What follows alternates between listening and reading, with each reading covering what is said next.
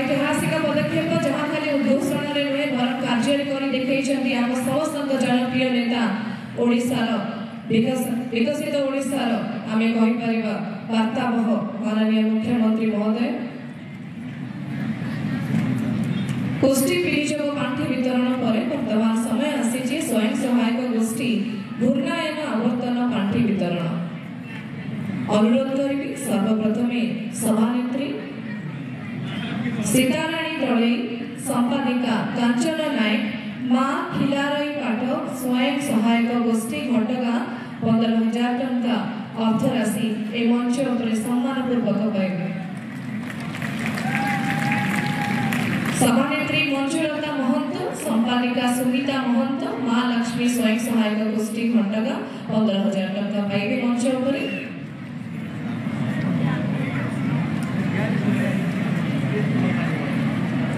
वर्तमान आम 80 वर्ष और तदूर्ध व्यक्ति एवं 80% और तदूर्ध भिन्नक्षम हिताधिकारी मान निमंते मासिक 3,500 टंका वर्धित भत्ता वितरण आरंभ करुचु।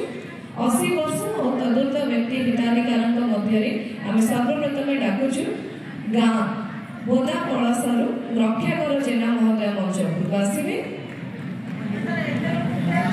श्री रक्षाकर जेना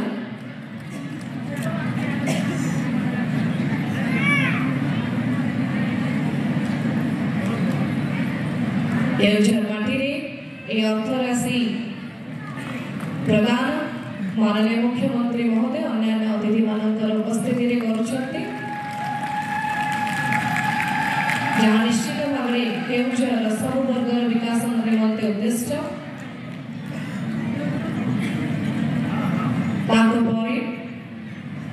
अनुरोध करिबो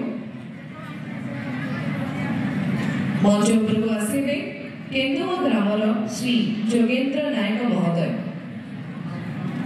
श्री जोगेन्द्र नायक महोदय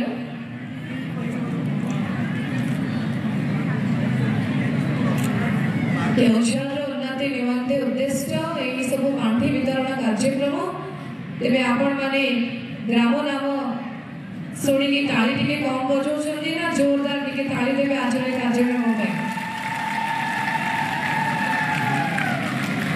वर्तमान शंकरपुर ग्राम रजनी महंत महोदय को अनुरोध करेंगे मंच उपरକୁ आसिबे और निजर अर्थराशि माननीय मुख्यमंत्री हाथ ग्रहण करेंगे आशीर्वाद नेबे एवं आमको मध्य देबे। ओडिशार विकास रे केउझर सब बेले एक सुदृढ़ स्थान ग्रहण करी आसे। वर्तमान 80% और तदूर्ध भिन्नक्षम हिताधिकारी मानकर पई आमे वर्तमान कार्यक्रम को आगे नब सर्वप्रथम रजनी महंत ग्राम शंकरपुर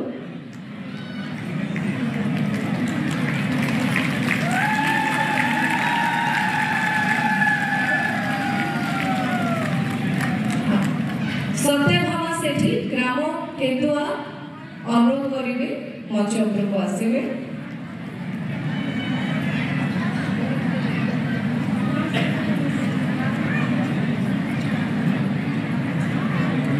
रजनी महंत शंकरपुर ग्राम निजर अर्थराशि ग्रहण कर वर्तमान सत्यभामा सेठी केन्दुआ ग्राम आम गहन उपस्थित अच्छा 80% तदूर्ध भिन्नक्षम हिताधिकारी मानक वर्धित योजना अनुसार पांठि प्रदान करा जाउछि।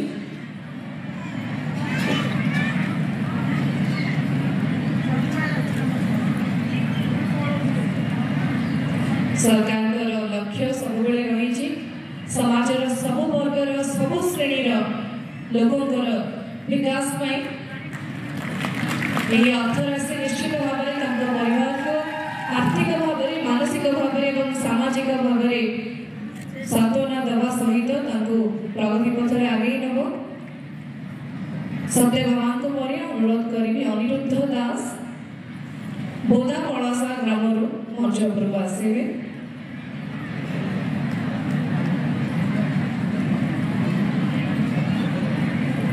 अनिरुद्ध दास बोदा कलसा ग्राम ताली अवलंबी अभाव रहा।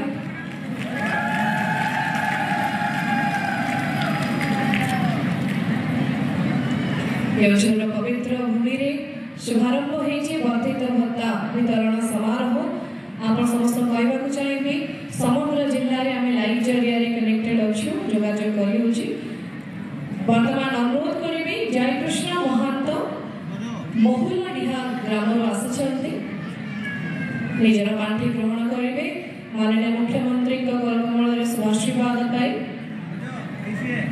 श्री जयकृष्ण महांत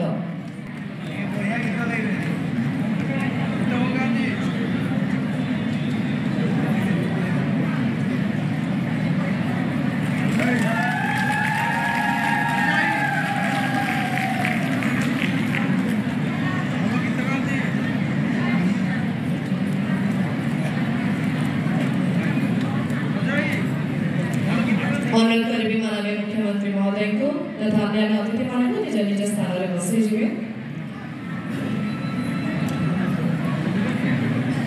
जड़े टाणुआ नेता दरदी मनीष जी सब जानती केवल कथार नुहे कार्य आम काम करके देखु निजर प्रतिश्रुति को अक्षय जोरदार करताली हुड़हुड़ी दे स्वागत करवा।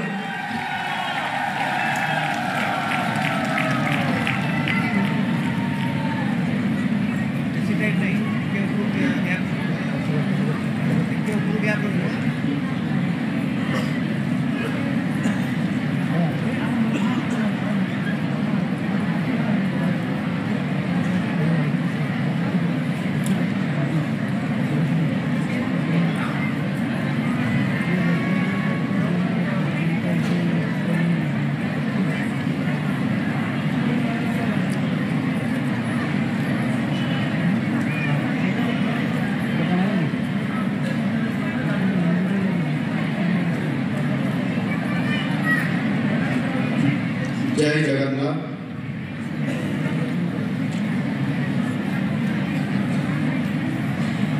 जय माता तारिणी। जय प्रभु बलदेव जी।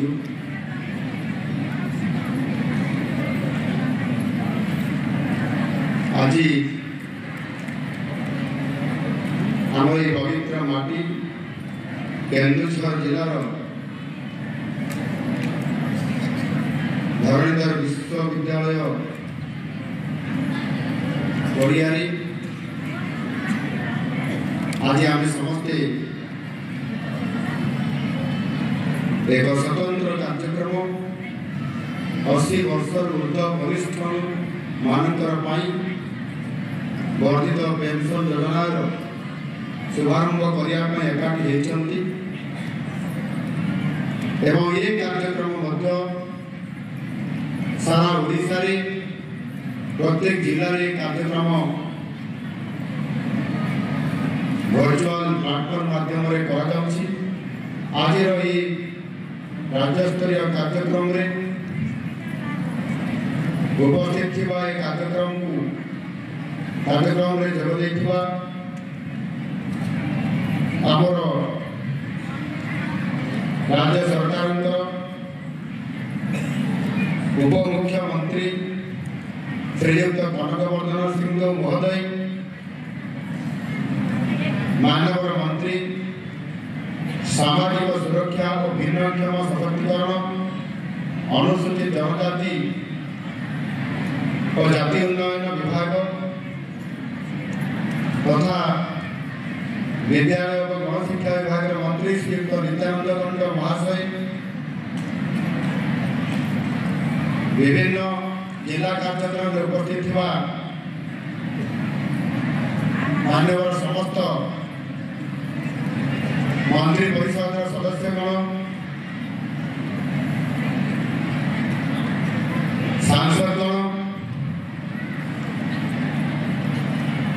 विधायकगण एवं एटी उपस्थित आज केन्दुझर जिलार कार्यक्रम मानव विधायक घसीपुरा श्रीयुक्त बद्रीनारायण पात्र महोदय, मानव विधायक चंपुआ श्रीयुक्त सनातन महाकुर महोदय, मानव विधायक पाटणा श्रीयुक्त अखिल चंद्र नायक महोदय, मानव विधायक तेलुगुई श्रीयुक्त फकीर नायक महोदय, जिला परिषद सभानेत्री श्रीमती सागरिका साहू महोदया,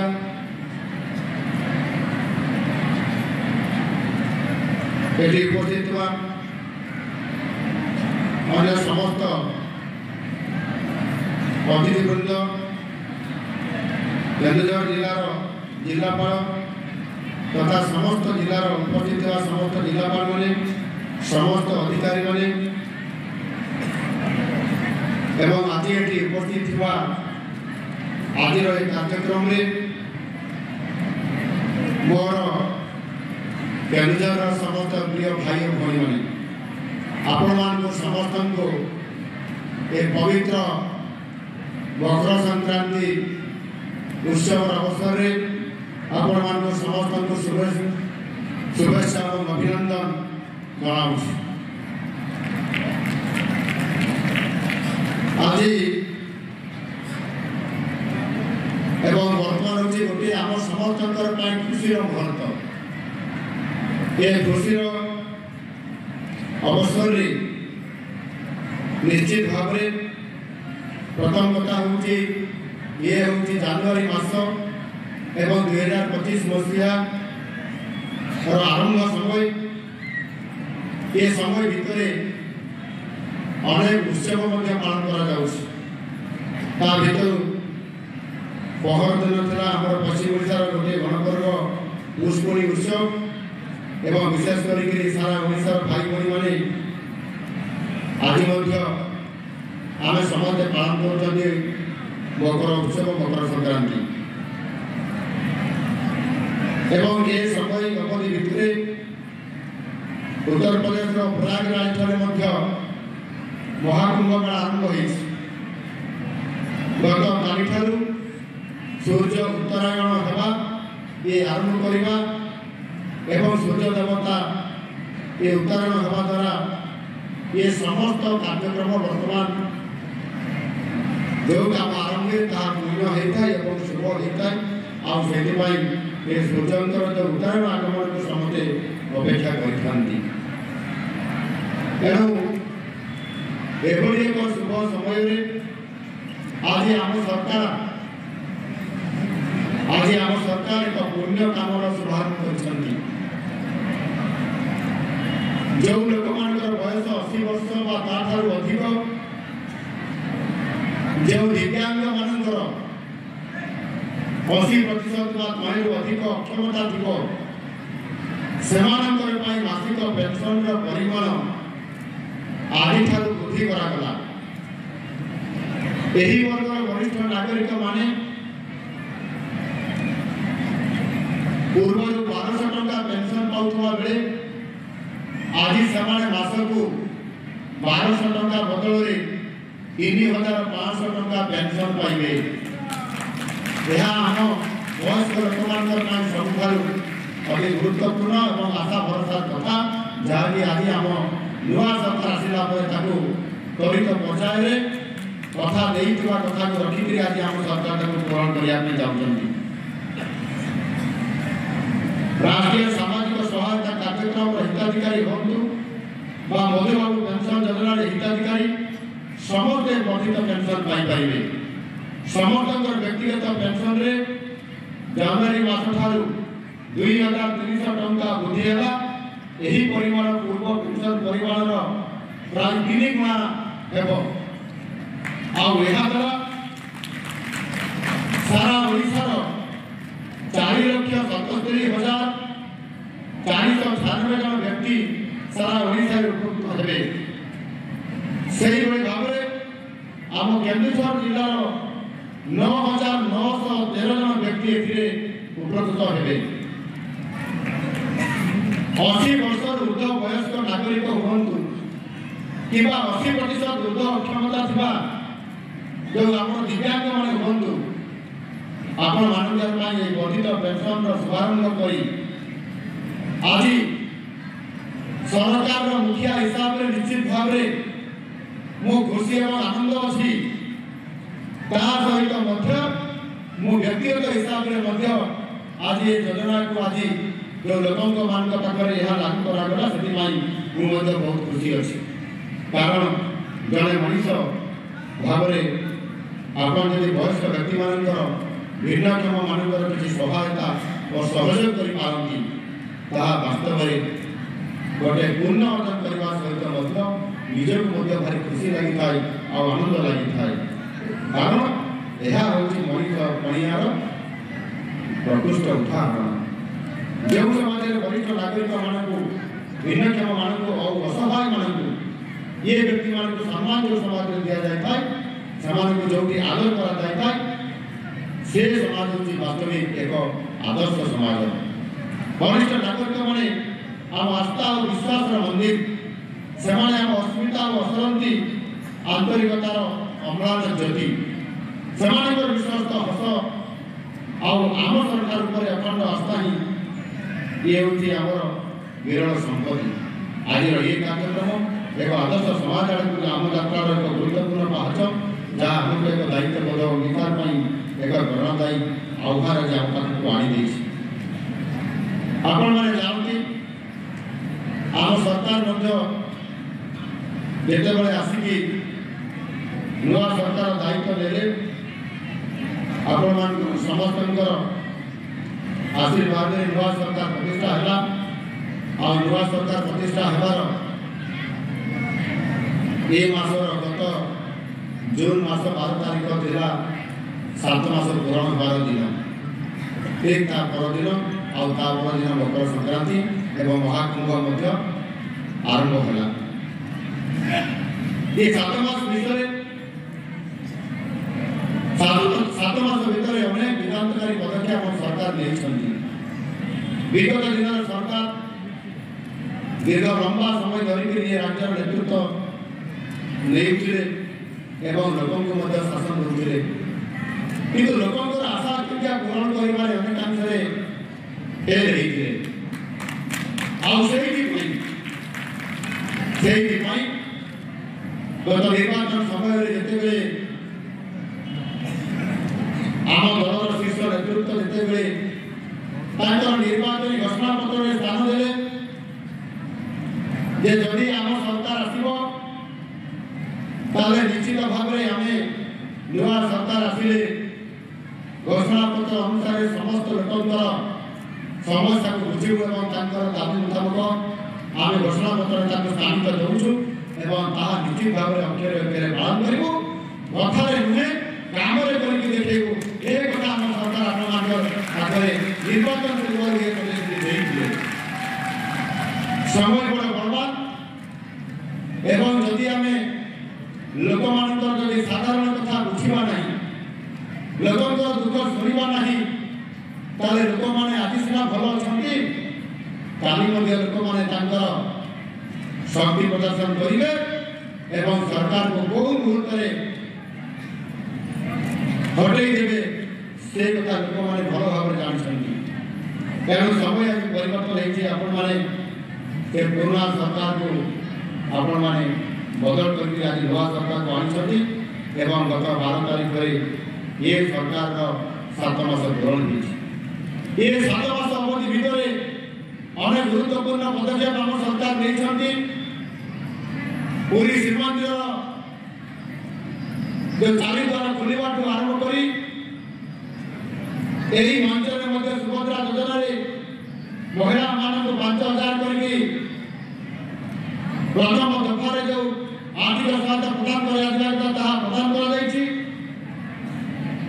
ଏବଂ ସେହିଭଳି ଭାବରେ ଆପଣଙ୍କର ଚାଷୀମାନଙ୍କ ପାଇଁ ମଧ୍ୟ ଯାହା ଆମ ଘୋଷଣାପତ୍ରରେ ସ୍ଥାନ ଦିଆଯାଇଥିଲା ଯେ ଚାଷୀମାନଙ୍କୁ ଯେଉଁ ଆପଣଙ୍କର ସର୍ବନିମ୍ନ ସହାୟତା ମୂଲ୍ୟ ଯେଉଁ କେନ୍ଦ୍ର ସରକାର ନିର୍ଦ୍ଧାରିତ କରିଛନ୍ତି 2300 ଟଙ୍କା ପ୍ରତି କ୍ୱିଣ୍ଟାଲରେ ଦେବା ପାଇଁ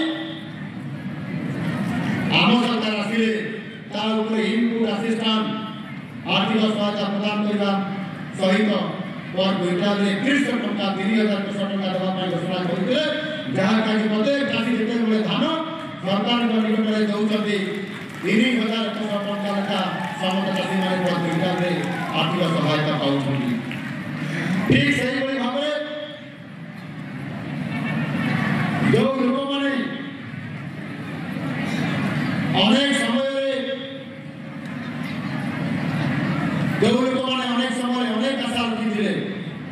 এবং লোকଙ୍କର ଆଶା ଏବଂ ଆକାଂକ୍ଷାକୁ ଆମ ସରକାର ଲୋକଙ୍କର ସରକାର ଆପଣମାନଙ୍କ ସରକାର ଗୁରୁତ୍ୱ ଆରୋପ କରିକରି ଯେଭଳି ଭାବରେ ସାହାଯ୍ୟ କରିବା ପାଇଁ ଆଗେଇ ଯାଇଛନ୍ତି ଆଉ ଆପଣମାନଙ୍କୁ ମଧ୍ୟ ଯଥା ସମୟରେ ଦେବା ପାଇଁ ଇଏ ନିଷ୍ପତ୍ତି ନେଇ ଚାଲିଛନ୍ତି।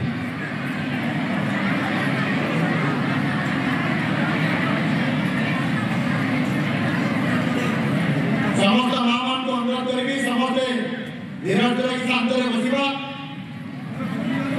ସମସ୍ତେ ଏପଟେ ମଞ୍ଚକୁ ଆପଣମାନେ ସମସ୍ତେ ଅଣାନ୍ତୁ। भारत माता की ଆଉ ଟିକେ ଜୋରସେ ଦୁଇ ହାତ ଉପରକୁ ଟେକିକି ଜୟ ଜଗନ୍ନାଥ